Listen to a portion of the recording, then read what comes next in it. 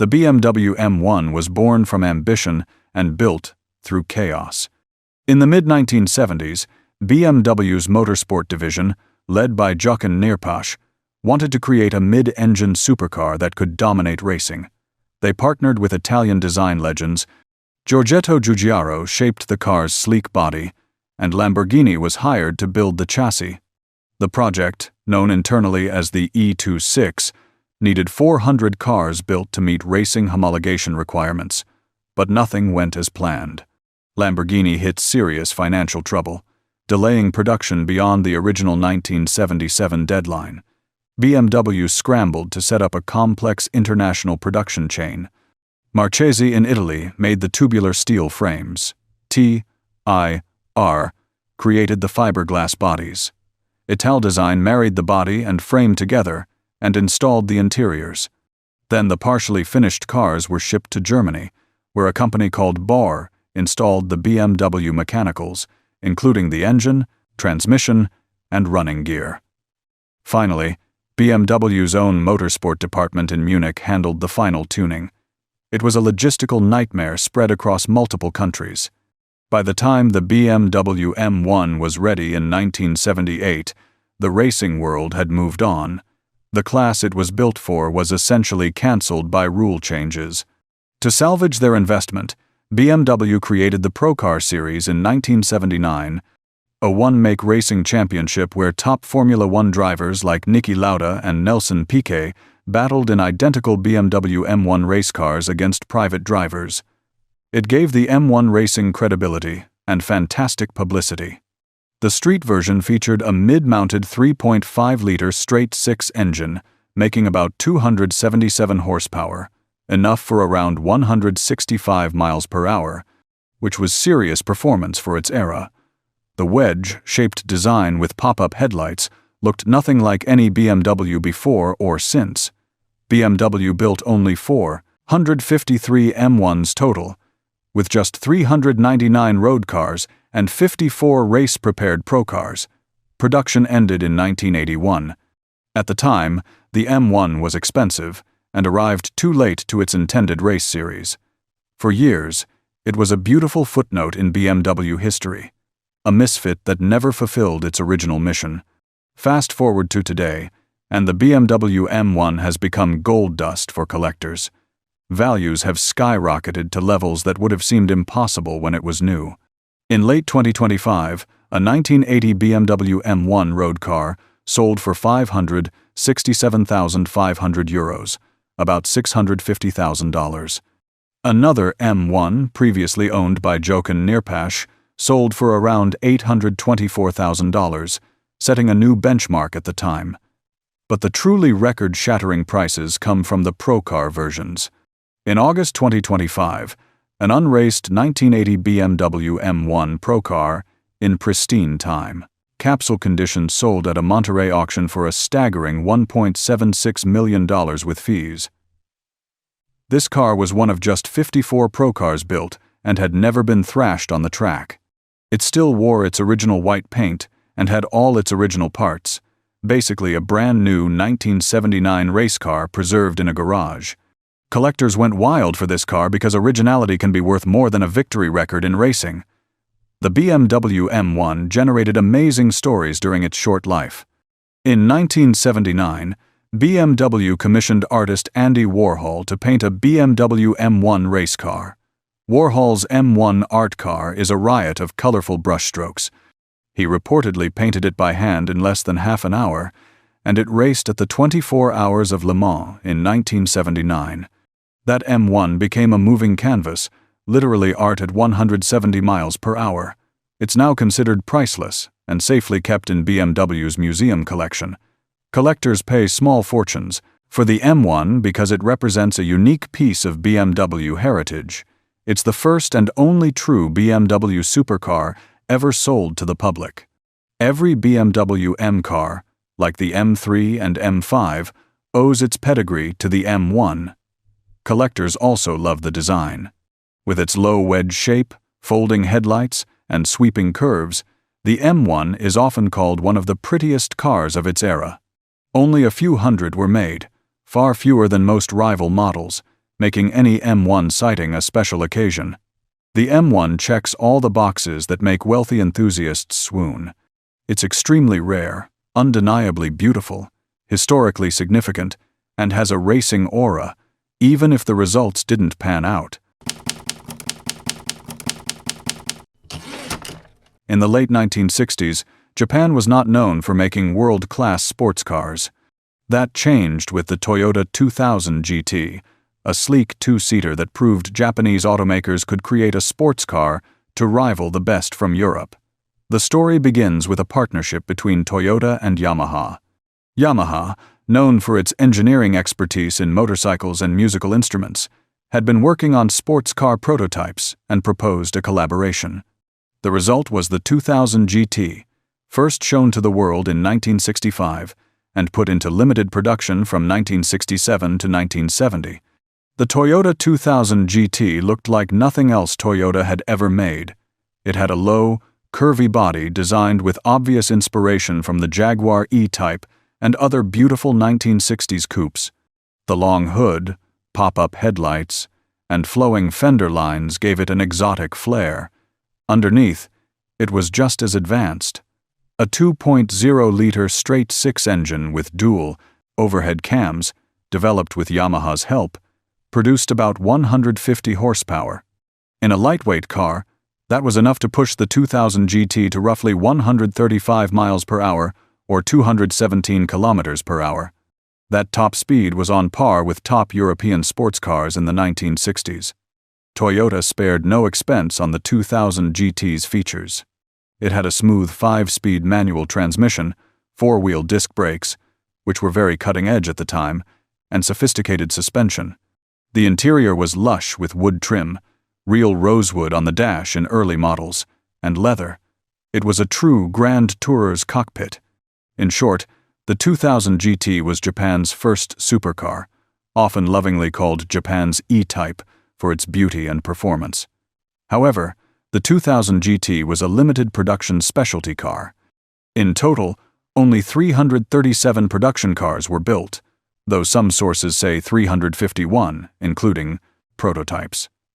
Just 62 of them were left-hand drive for the U.S. market, which shows how scarce they were outside Japan. Toyota didn't intend it to be a mass-market car. It was more a statement piece to elevate the company's image. It's also famously the first Japanese car to appear in a James Bond film. In 1967's You Only Live Twice, a 2000 GT is driven by Bond's ally Aki. Because Sean Connery was too tall to fit comfortably in the tiny coupe, Toyota built 2 special open-top convertible versions for the film. Those were not production models, but they gave the car enormous exposure. Despite critical acclaim, with the 2000 GT earning rave reviews from automotive journalists and often being compared favorably to Porsches and Jaguars, it was not a sales success in its day.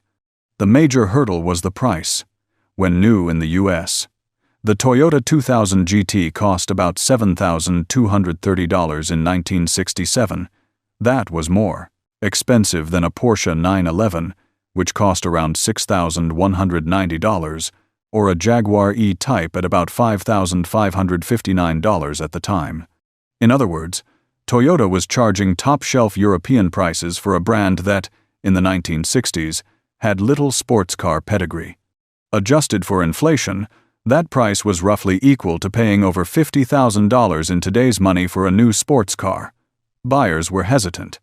After all, in the late 60s, who would pay more for a Toyota than for a Porsche?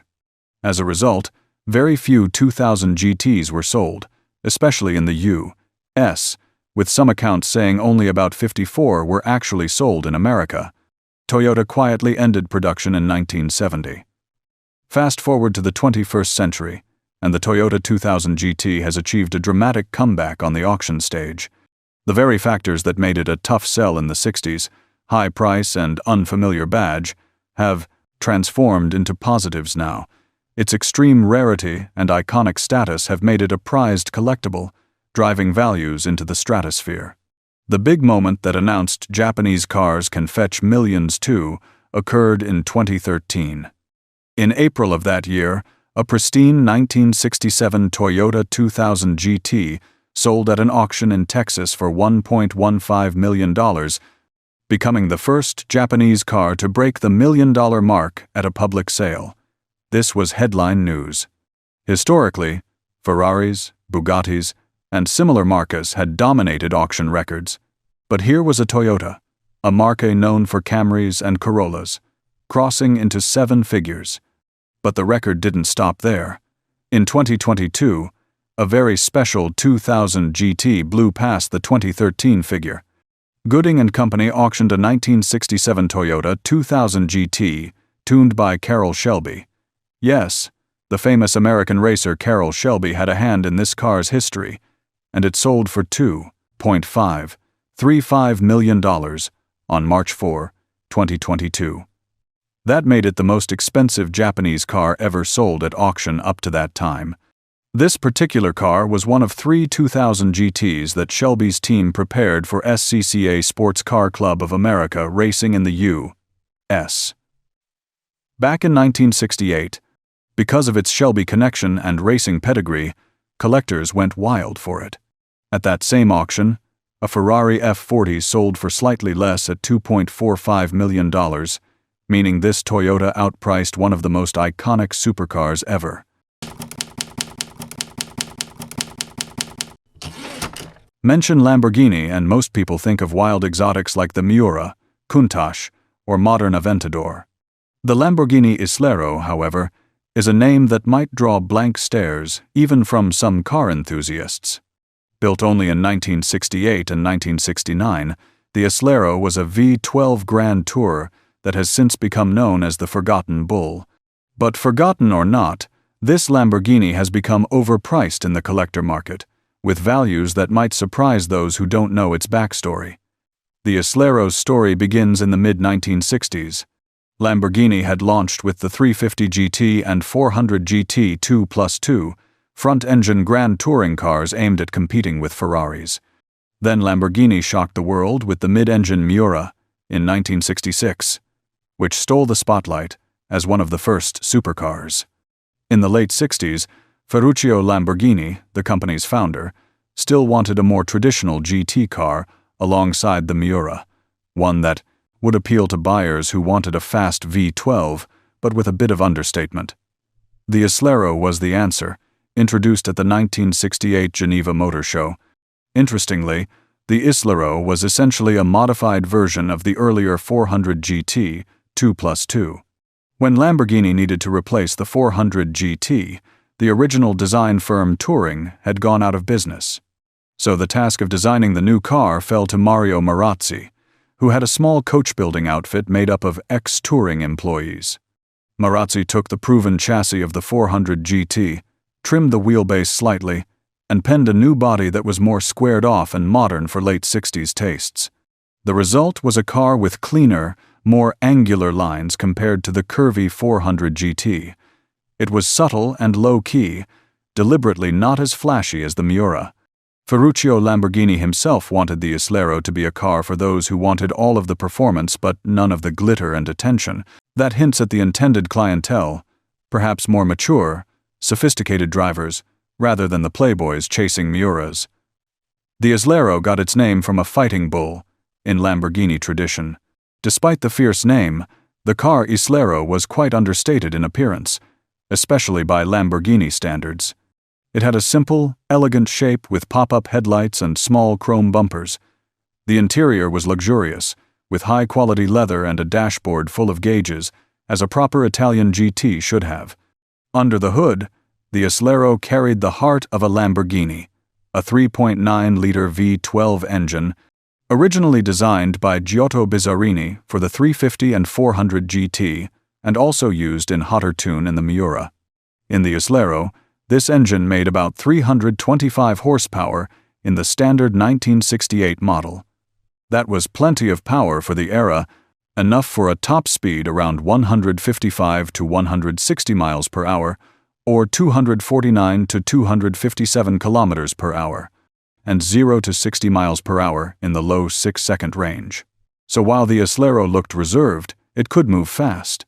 Lamborghini advertised it as a comfortable high-speed cruiser with the soul of a sports car. One reason the Islero is less known is that it had competition from within Lamborghini's own lineup. At virtually the same time, Lamborghini unveiled the Espada in 1968, a radical-looking four-seater with a low, futuristic design by Bertone. The Espada captured a lot of attention because it was dramatic and different. Next to the Espada, the Islero seemed almost old-fashioned or conservative. This double introduction ended up splitting Lamborghini's resources and sales, and the Islero, being the more low-key of the two, suffered for it. Another issue was build quality. The Islero was hand-built by Marazzi's team, and unfortunately, they didn't match the craftsmanship of earlier touring-built Lamborghinis. Contemporary reviews and later recollections mentioned that Isleros were slapdash in fit and finish.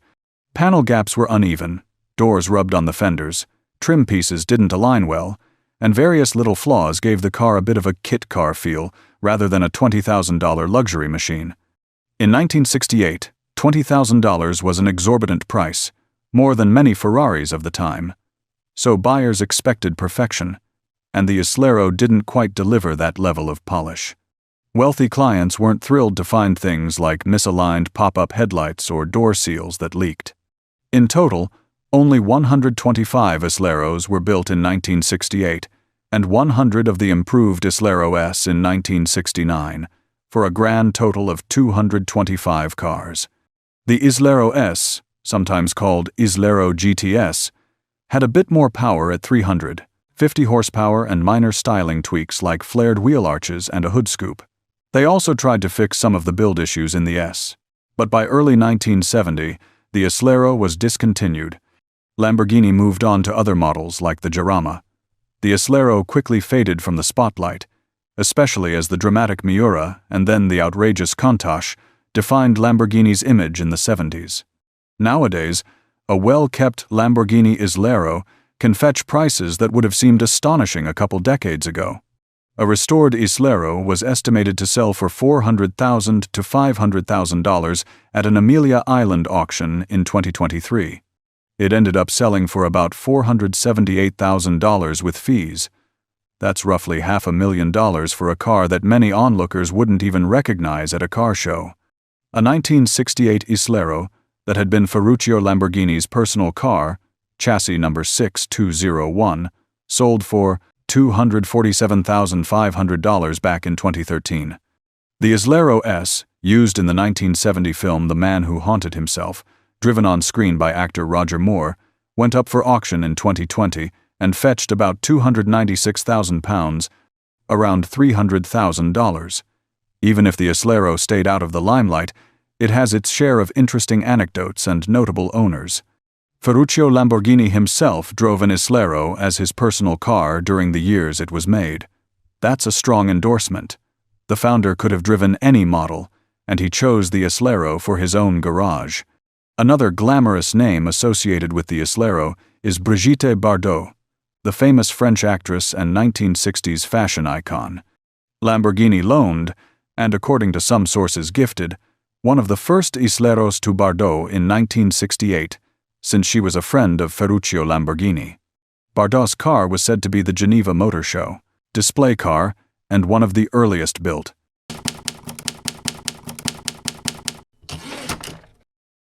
When thinking of 1950s sports cars, names like Ferrari, Mercedes, or Jaguar typically come up. But in the early 1950s, Spain, a country not widely known for sports car manufacturing, produced one of the most advanced and exclusive sports cars of the decade, the Pegaso Z-102. The story of the Z-102 is a fascinating tale of ambition. It was created by a state-owned truck and bus company, ENASA, known as Pegaso, under the guidance of an engineering genius named Wilfredo Ricart. Wilfredo Ricart was no ordinary engineer.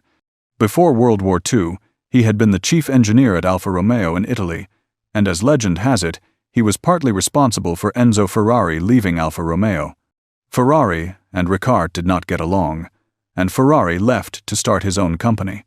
After the war, Ricart returned to his native Spain to help build up the country's industry. ENASA, having acquired the remnants of the famed luxury carmaker Hispano-Suiza, wanted to show that Spain could produce a world-class car, so Ricart set out to design the most technologically advanced road car on the planet in the late 1940s.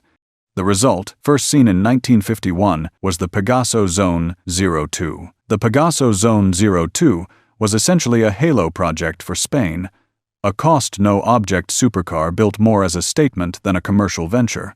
Ricart endowed it with astonishing features for the time. It had an all-aluminum quad-cam V8 engine. Yes, 4 overhead camshafts, 2 for each bank of cylinders, at a time when even Ferraris typically had single-cam V12s. It used desmodromic valve actuation in some versions, a rare, complex system also later seen in Mercedes Gullwing race cars and much later in Ducati motorcycles. It featured dry sump lubrication for better oiling during high-speed cornering. The engines came in various sizes, initially 2.5-liter, later 2.8 and 3.2, and some were fitted with superchargers. In its highest tune, a supercharged 3.2-liter Pegaso engine could output up to 360 horsepower, an incredible figure in the early 1950s. One version of the Z-102 could reportedly reach 151 to 160 miles per hour, or 243 to 257 kilometers per hour, making it the fastest production car in the world at the time. The car's chassis was also advanced. It had a very rigid design with a rear transaxle for better weight distribution, a de Dion rear suspension setup, and even a gimmick like a small wheel on the rear diff to limit side-to-side movement. It had a 5-speed gearbox at a time when most cars had 3 or 4 speeds. Everything was, remarkably, built in-house by Pegaso in Barcelona, the engines, chassis, and more, except the bodies. Pegaso didn't have an in-house styling department to mass-produce bodies, so like other exotic makers of the era, they turned to coach builders. The Z-102's chassis were sent to some of the greatest coach builders of the day to be clothed in stylish bodies. The majority were bodied by Carrozzeria Touring of Milan, the same firm that did Aston Martin DB4S, and some Ferraris. Touring used its superleggera technique, light alloy panels over a tubular frame, to create a sleek coupe design for the Z-102. But Pegaso also had Sauchic, a French coach builder known for flamboyant designs, body 18 of them, and a few were done by lesser-known shops like Serra in Spain. Each Pegaso, therefore, is a bit different, truly custom-built automobiles. Perhaps the most outrageous Pegaso was the one nicknamed El Domino, or more commonly the Cupola. It was a one-off design by Ines's own team, based on sketches from young Spanish students imagining future cars. The Pegaso Z-102 Cupola had a bubble-topped roof and striking two-tone paint. It looked like something from a Flash Gordon comic. One of the 2 cupolas made was even bought by the Dominican Republic's dictator, Rafael Trujillo. Only one cupola survives today in the Lauman Museum in the Netherlands. In terms of history, Pegaso built the Z-102 from 1951 until 1958, but production was extremely limited. In total, 84 cars were built. Some sources say as low as 71, but 84 is commonly cited. When new, the Pegaso Z-102 was very expensive, reportedly even more costly than most Ferraris or any other car one could buy at the time. It was a super rich person's toy, and indeed the few buyers were often wealthy industrialists or aristocrats.